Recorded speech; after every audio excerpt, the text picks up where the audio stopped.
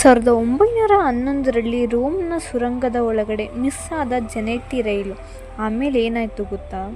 ಸುರಂಗದಿಂದ ಹೇಗೋ ತಪ್ಪಿಸಿಕೊಂಡು ಹೊರಬಂದ ಇಬ್ಬರು ಪ್ರಯಾಣಿಕರು ಎಚ್ಚರವಾದಾಗ ಒಂದು ವಿಚಿತ್ರ ಮಿಸ್ಟರಿ ಬಿಚ್ಚಿಟ್ಟರು.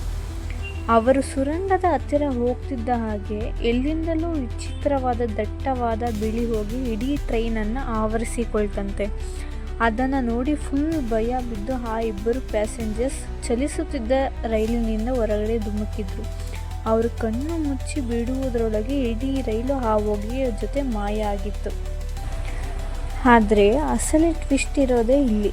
ಈ ಇನ್ಸಿಡೆಂಟ್ ನಡೆದ ಕೆಲವು ವರ್ಷಗಳ ನಂತರ ಮೆಕ್ಸಿಕೋ ದೇಶದ ಒಬ್ಬ ಪ್ರಖ್ಯಾತ ಡಾಕ್ಟರ್ ಬರೆದ ಹಳೆಯ ಡೈರಿಯಲ್ಲಿ ಒಂದು ವಿಚಿತ್ರ ಮಾಹಿತಿ ಸಿಗುತ್ತೆ.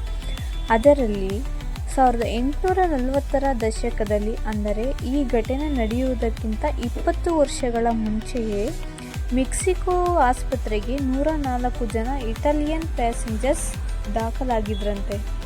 ತಾವೆಲ್ಲರೂ ರೋಮ್ನಿಂದ ರೈಲಿನಲ್ಲಿ ಬಂದಿದ್ದೇವೆ ಅಂತ ಅವರು ಹೇಳಿದ್ರಂತೆ. ಆದರೆ ಶಾಕಿಂಗ್ ವಿಷಯ ಏನಂದರೆ 1840ರಲ್ಲಿ ಇಟಲಿಯಿಂದ ಮೆಕ್ಸಿಕೋಗೆ ಯಾವುದೇ ರೈಲ್ವೆ ಟ್ರ್ಯಾಕ್ಗಳೇ ಇರಲಿಲ್ಲ. ಹಾಗಾದರೆ ಈ ರೈಲು ಟೈಮ್ ಟ್ರಾವೆಲ್ ಮಾಡಿ ಭೂತಕಾಲಕ್ಕೆ ಹೋಗಿತ್ತಾ? ಇಂದಿಗೂ ಈ ಪ್ರಶ್ನೆಗೆ ಉತ್ತರವಿಲ್ಲ. ಈ ನಿಗೂಢ ಕಥೆ ನಿಮಗೆ ಇಷ್ಟವಾಗಿದ್ದರೆ ಲೈಕ್ ಮಾಡಿ ಮತ್ತು ಮುಂದಿನ ಇಂಟ್ರೆಸ್ಟಿಂಗ್ ಕಥೆಗಳಿಗಾಗಿ ಈಗಲೇ ಫಾಲೋ ಮಾಡಿ.